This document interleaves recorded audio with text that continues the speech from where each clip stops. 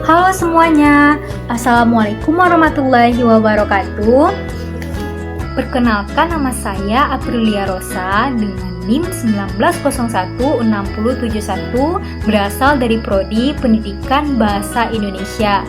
Nah, di sini saya akan menjelaskan tentang materi pada awal pertemuan hingga akhir pertemuan pada mata kuliah pengantar sosiolinguistik yang diampu oleh Ibu Ermawati Arif MPD.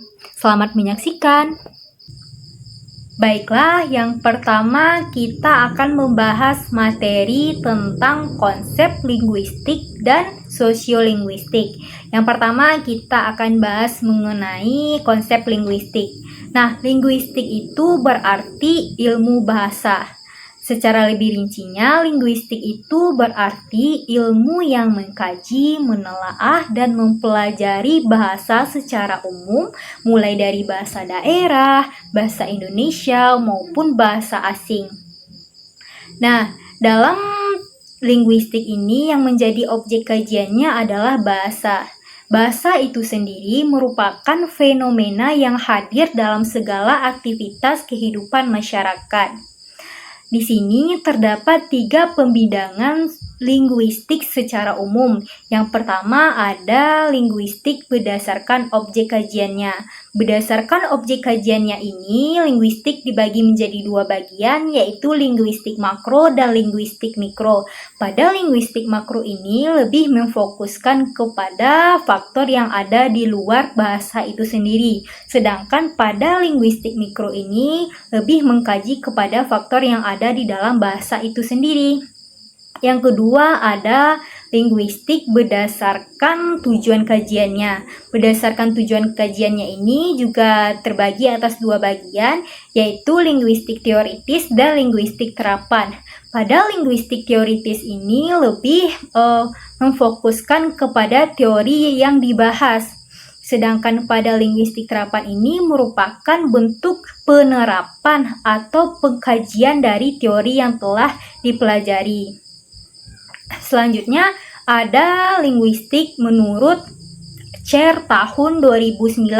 Menurut ahli ini, linguistik dibedakan menjadi 2, yaitu linguistik sejarah dan sejarah linguistik. Nah, antara 2 penggolongan ini sangat berbeda. Pada linguistik sejarah ini membahas atau mengkaji perkembangan dan perubahan suatu bahasa, baik dengan perbandingan maupun tidak. Sedangkan pada sejarah linguistik itu mengkaji perkembangan ilmu linguistik, mulai dari tokoh-tokoh yang ada dalam linguistik, kealirannya, ataupun teori yang dibahas di dalam linguistik itu sendiri. Selanjutnya kita masuk kepada hakikat sosiolinguistik. Sosiolinguistik itu termasuk ke dalam ilmu interdisipliner. Istilahnya sendiri menunjukkan bahwa ia terdiri atas bidang sosiologi dan linguistik. Jadi, sosiolinguistik itu merupakan ilmu yang mengkaji hubungan antara bahasa dengan masyarakat yang mengaitkan 2 bidang yang dapat dikaji secara terpisah, yaitu struktur formal bahasa oleh linguistik dan struktur masyarakat oleh sosiologi itu sendiri. Selanjutnya dalam sosiolinguistik ini terdapat sosiolinguistik terapan. Dalam sosiolinguistik terapan ini menerapkan atau menggunakan bahasa dalam komunikasi sosial harus selalu memperhatikan faktor-faktor situasi, maksud pembicaraan, dan status dari lawan bicara atau lawan tutur itu sendiri. Selanjutnya kita masuk kepada materi hubungan antara bahasa dengan masyarakat. Sebelum kita mengetahui antara hubungan keduanya ini, kita perlu mengetahui apa itu bahasa dan apa itu masyarakat. Yang pertama, kita pahami dulu apa itu bahasa. Jadi, bahasa itu artinya kemampuan yang dimiliki oleh manusia untuk berkomunikasi dengan seseorang atau kelompok dengan menggunakan tanda, misalkan kata ataupun gerakan. Nah, yang kedua ada masyarakat. Jadi masyarakat ini adalah sekumpulan individu dalam suatu letak geografis atau tempat yang memiliki nilai tatanan hidup.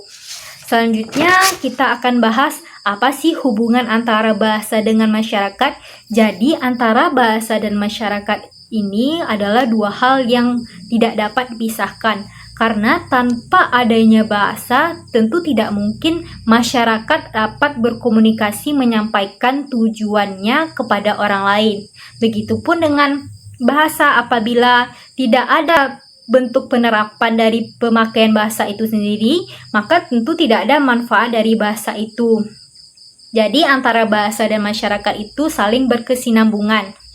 Selanjutnya kita masuk kepada materi keempat yang membahas mengenai kontak bahasa dan diglosia. Yang pertama kita bahas dulu tentang kontak bahasa. Jadi kontak bahasa ini merupakan bentuk saling pengaruh antara dua atau lebih bahasa atau ragam bahasa karena penutur berbagai bahasa tersebut saling berinteraksi. Nah, terdapat beberapa penyebab yang menyebabkan adanya kontak bahasa. Yang pertama itu adanya dua kelompok yang bertemu dan menghuni suatu wilayah. Yang kedua, adanya pendidikan atau biasa disebut dengan kontak belajar. Dan yang ketiga, adanya pertukaran paksa buruh. Jadi dari adanya pertemuan antara satu kelompok dengan kelompok lain yang berbeda bahasa, maka akan terjadi kontak bahasa antara satu sama lain. Terdapat beberapa akibat yang ditimbulkan dari kontak bahasa ini. Di antaranya yaitu kedewibahasaan atau bilingualisme. Kedewibahasaan atau bilingualisme ini berarti adanya percampuran antara dua bahasa yang dilakukan oleh seseorang. Jadi, ketika seseorang berkomunikasi dengan orang lain, ia mampu menggunakan dua bahasa secara sekaligus.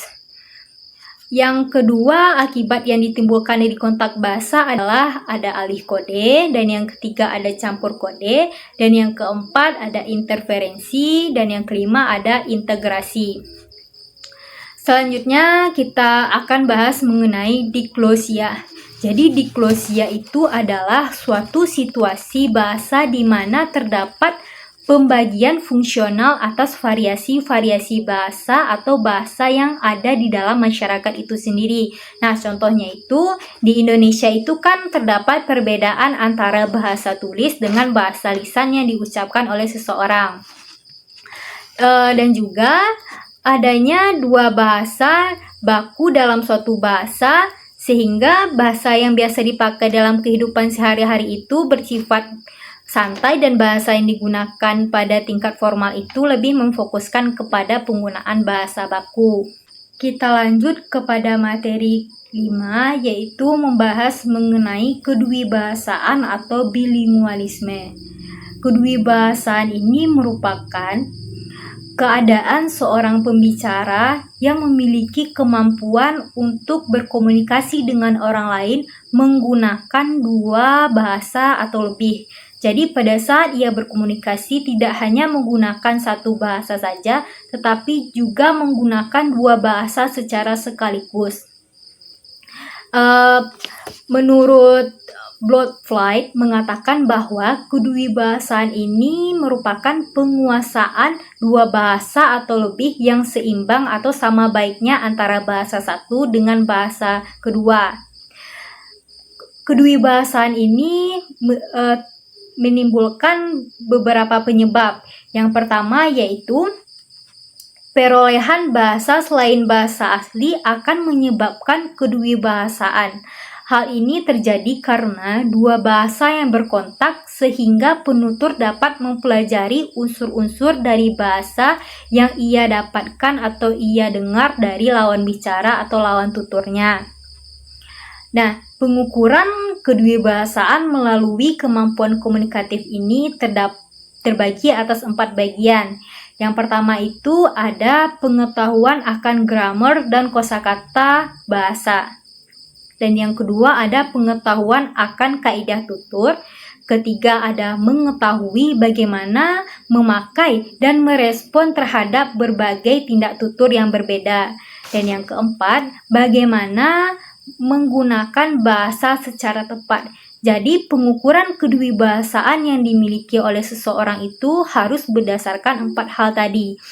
Jika seseorang tidak memenuhi 4 pengukuran tadi, maka kedewibahasaan yang dimiliki oleh seseorang itu akan berdampak buruk sekali kepada pemakaian bahasa yang digunakan oleh penutur itu sendiri. Selanjutnya, kita masuk kepada efek kedewibahasaan. Terdapat beberapa dampak yang dihasilkan jika seseorang menggunakan 2 bahasa secara sekaligus. Yang pertama itu, dengan menggunakan 2 bahasa secara sekaligus, seseorang dapat mengerti struktur dari 2 bahasa itu sendiri. Dan yang kedua, seseorang menjadi lebih waspada untuk menetapkan pengertian yang dapat berubah dalam kedua bahasa tersebut. Dan yang ketiga ada lebih peka dalam beberapa aspek pragmatif. Selain mendapatkan efek positif melalui kedewibahasaan ini, tentu ditemukan juga dampak negatif dari penggunaan kedewibahasaan ini. Seperti jika seseorang penutur menggunakan bahasa secara sekaligus tetapi ia tidak mengetahui dengan tepat arti atau maksud dari kata yang ia keluarkan. Misalkan ia menggunakan bahasa Indonesia dan bahasa Inggris ketika berbicara dengan seseorang yang hanya paham dengan bahasa Indonesia saja. Dengan penggunaan bahasa Inggris kepada orang tadi, maka tentu akan menyebabkan pihak tutur lain menjadi tidak paham dengan maksud yang kita sampaikan. Oleh karena itu, dampak dari penggunaan 2 bahasa kita itu akan menimbulkan kesalahpahaman kepada para pendengar kita. Dan dalam perspektif sosiolinguistik, kedewibahasaan diartikan sebagai penggunaan 2 bahasa oleh seorang penutur dalam pergaulannya dengan orang lain secara bergantian. Nah, untuk dapat menggunakan 2 bahasa, seseorang harus menguasai bahasa pertamanya terlebih dahulu, yaitu bahasa ibunya atau disingkat dengan B1. Dan juga seorang penutur harus menguasai bahasa keduanya, yaitu bahasa asing yang disingkat dengan B2. Contoh, misalkan bahasa pertamanya atau bahasa ibunya adalah bahasa Indonesia, dan bahasa keduanya atau bahasa asingnya adalah bahasa Inggris atau bahasa Korea. Dan dalam kedewibahasaan ini berhubungan erat dengan pemakaian 2 bahasa atau lebih oleh seseorang, dwibahasaan atau masyarakat, dwibahasaan secara bergantian. Orang yang bisa menggunakan kedua bahasa itu disebut dengan bilingual. Dalam bahasa Indonesia disebut dengan dwibahasaan. Sedangkan kemampuan untuk menggunakan 2 bahasa disebut dengan bilingualitas. Dalam bahasa Indonesia juga disebut dengan kedwibahasaan. Nah, jika kita perhatikan hubungan logika antara kedewibahasaan dan bilingualis ini, maka dapat dimengerti bahwa tidak semua yang dimiliki bilingualitas dan mempraktikkan kedewibahasaan dalam kehidupan sehari-harinya. Sebab hal ini tergantung pada situasi kebahasaan di lingkungannya. Namun dapat pula kita pahami bahwa seseorang tidak akan dapat mempraktikkan kedewibahasaan tanpa memiliki bilingualitas. Singkatnya, kedewibahasaan itu berimplikasi kepada bilingualitas dari dalam diri seseorang. Terdapat 3 pembagian dalam kedewibahasaan ini. Yang pertama ada kedewibahasaan horizontal atau horizontal bilingualis. Jadi pada kedewibahasaan horizontal ini situasi pemakaian 2 bahasa yang berbeda, tetapi masing-masing bahasa memiliki status yang sejajar baik dan situasi resmi, kebudayaan maupun dalam kehidupan keluarga dari kelompok pemakainya itu sendiri. Yang kedua ada kedewibahasaan vertikal atau vertikal bilingualis. Jadi pada bagian ini pemakaian 2 bahasa apabila bahasa baku dan dialek, baik yang berhubungan ataupun terpisah dimiliki oleh seorang penutur. Dan yang ketiga ada kedewibahasaan diagonal atau diagonal bilingualis. Jadi pada kedewibahasaan diagonal ini pemakaian dua bahasa, dialek, atau tidak baku secara bersama-sama, tetapi keduanya tidak memiliki hubungan secara genetik dengan bahasa baku yang dipakai oleh masyarakat itu sendiri. Jadi, ada juga menurut Arsenan tipe kedewibahasaan pada kemampuan berbahasa, maka ia mengklasifikasikan kedewibahasaan menjadi dua, yaitu kedewibahasaan produktif atau produktif bilingualis. Pada kedewibahasaan produktif ini, pemakaian dua bahasa oleh seorang individu terhadap seluruh aspek keterampilan berbahasa, mulai dari keterampilan menyimak, berbicara, menulis, dan keterampilan membaca. Yang kedua ada kedewibahasaan reseptif atau reseptif bilingualis. Pada kedewibahasaan reseptif ini, seseorang menggunakan kedewibahasaannya secara pasif atau asimetrik. Nah, jadi kesimpulan yang dapat kita ambil pada materi kedewibahasaan ini adalah kedewibahasaan bermanfaat dalam memberikan wawasan tentang peristiwa komunikasi dalam masyarakat dwibahasa di Indonesia. Dalam peristiwa itu, keharusan untuk memilih bahasa atau ragam bahasa yang cocok dengan situasi komunikasi tidak dapat dihindarkan, sebab kekeliruan dalam melakukan pemilihan bahasa atau ragam bahasa dapat berakibat terhadap meruginya para peserta komunikasi itu. Ada beberapa cara mengukur kemampuan kedewibahasaan seseorang, baik dari waktu dan kecepatan reaksi, serta kecenderungan pemilihan bahasa. Jadi, agar seseorang mampu menggunakan dua bahasa secara baik dan terstruktur, maka ia harus memahami terlebih dahulu bahasa pertamanya, kemudian baru memahami bahasa keduanya. Intinya antara bahasa pertama dengan bahasa kedua itu sama-sama memiliki keterkaitan atau sama-sama memiliki tingkat yang baik. Selanjutnya kita masuk kepada materi ke-7 dan 8, yaitu tentang interferensi dan integrasi bahasa.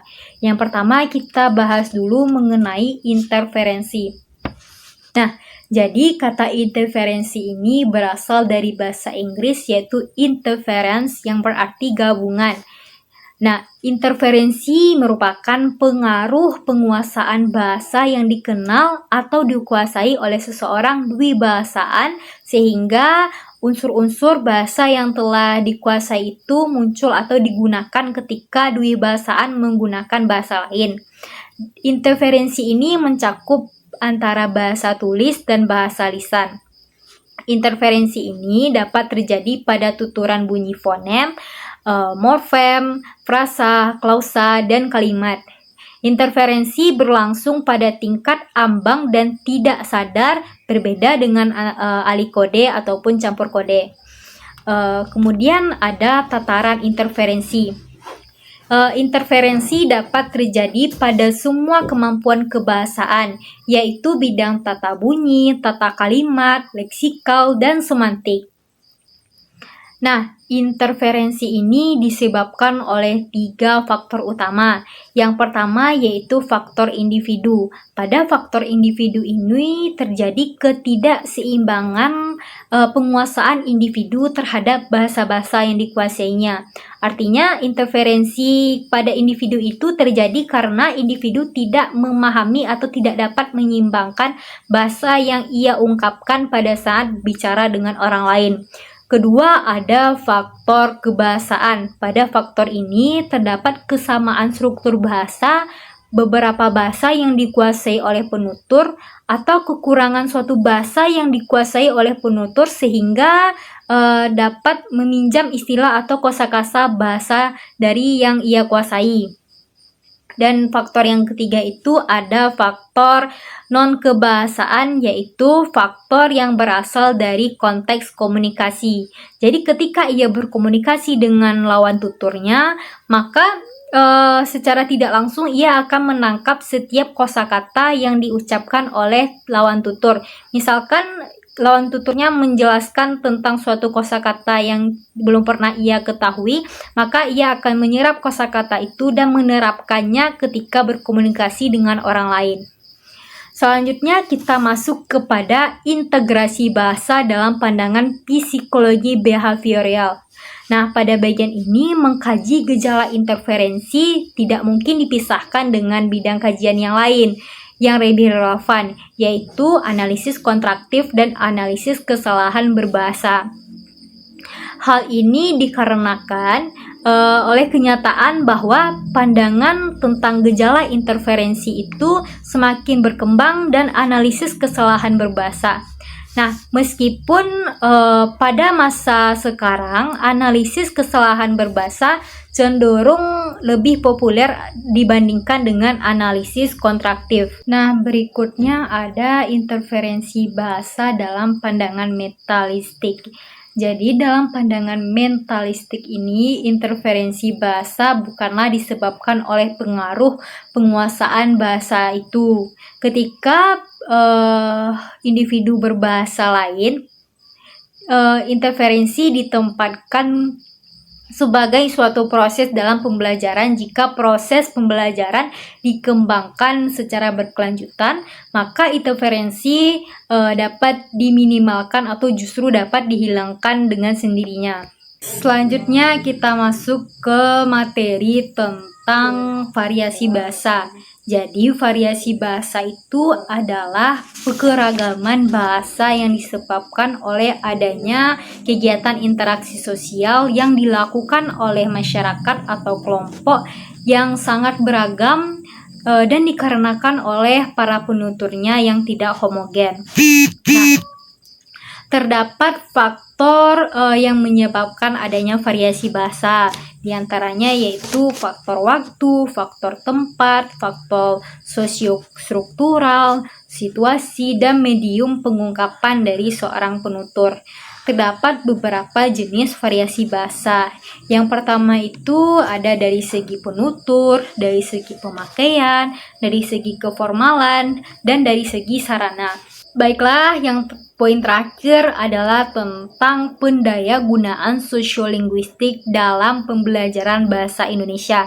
Yang pertama kita kaji mengenai pendayagunaan sosiolinguistik dalam metode pengajaran bahasa yang beraliran behavioral. Pada aliran behavioral ini terdapat 5 prinsip aliran struktural. Yang pertama itu adalah bahasa merupakan ujaran. Yang kedua, bahasa merupakan seperangkat kebiasaan. Dan yang ketiga, ajarkan bahasa, bukan tentang bahasa. Yang keempat, bahasa adalah apa yang diucapkan oleh penutur aslinya. Dan yang kelima, penutur bahasa berbeda dengan penutur bahasa yang lain. Nah, nuansa dalam sosiolinguistik penerapan metode audiolingual ini adalah penganjur metode audiolingual memanfaatkan butir-butir sosiolinguistik untuk membersihkan dan mengobati bahasa dari seseorang yang berpengaruh pada bahasa pertama atau bahasa ibunya. Yang kedua, pendayagunaan sosiolinguistik dalam metode penerapan bahasa yang beraliran mentalistik. Pada bagian ini, prosedur penggunaan pendekatan komunikatif dalam proses pembelajaran adalah tahap-tahap kegiatan untuk menyelesaikan sesuatu aktivitas. Apakah prosedur untuk menyusun atau menentukan strategi pengajarannya itu bisa dikatakan terstruktur atau tidak. Nah, rancangan skenario dalam pembelajaran bahasa yang bernuansa sosiolinguistik mentalistik ini ada 3. Yang pertama yaitu pembelajaran keterampilan membaca pemahaman. Yang kedua ada pembelajaran keterampilan bercakap-cakap. Dan yang terakhir itu ada pembelajaran keterampilan melaporkan. Baiklah, itu saja yang dapat saya sampaikan tentang penjelasan materi pada awal pertemuan hingga akhir pertemuan dalam mata kuliah pengantar sosiolinguistik ini. Saya Aprilia Rosa, apabila ada kesalahan dalam penyampaian materi ini, saya memohon maaf. Saya tutup dengan Assalamualaikum warahmatullahi wabarakatuh.